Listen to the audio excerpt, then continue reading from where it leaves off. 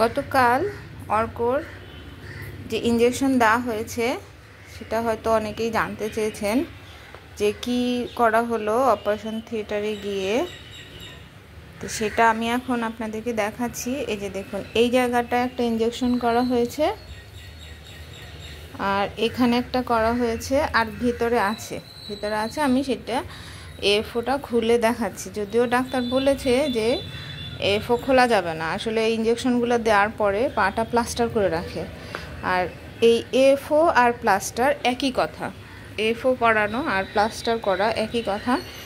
সেই জন্য তারা বলেছে যে এফও পরিয়ে রাখলেই হবে, প্লাস্টার লাগবে না। যদিও অর্ক ঘুমের মধ্যে একবার খুলে ফেলেছিল, খুব গরম এখানে, তাই আমি ঘুমিয়েছিলাম দেখিনি। পাটা ওঠা, আচ্ছা পুরোটা না খুলে আমি দেখাচ্ছি। এই যে এই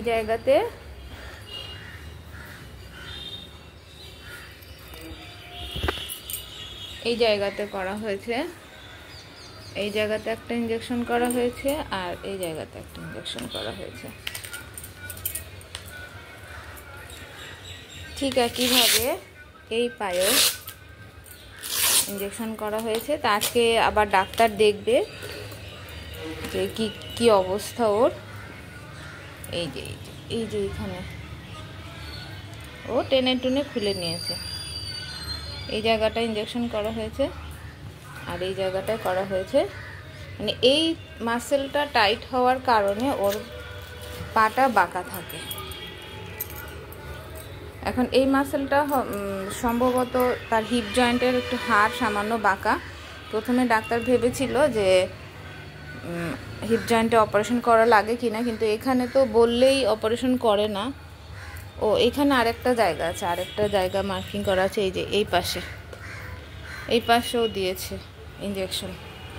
তো হিপ জয়েন্টটা বাঁকা, সেটা 20, এখন কি হিসাব করে 20, শুধু এতটুকুই বুঝি। ওনাদের মেজারমেন্টটা আমি ভালো করে মানে আমি তো আর বুঝি না, আমি অত বুঝতে পারিনি। তো ডান পাশে 13, বাম পাশে 11। আর কিন্তু 20-র কম হলে ওনারা সার্জারি করে না হিপ জয়েন্টে, কারণ এটা একটা মেজর সার্জারি। আর ওর যেহেতু 20-র কম, সেজন্য ওনারা মাসেল কিভাবে ডেভেলপ করে ওর পা, এই পায়ের পাতাটা এরকমভাবে জন্মানোর পর থেকে আমি দেখেছি যে এরকমভাবে বাঁকা হয়ে থাকতো।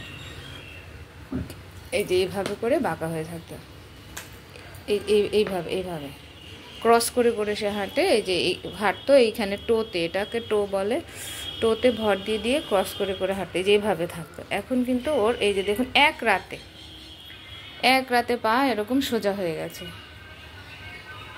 হ্যাঁ, একটা ইঞ্জেকশনের দাম প্রচুর ছিল, প্রায় এখানকার 26,000। সে বাংলাদেশে তো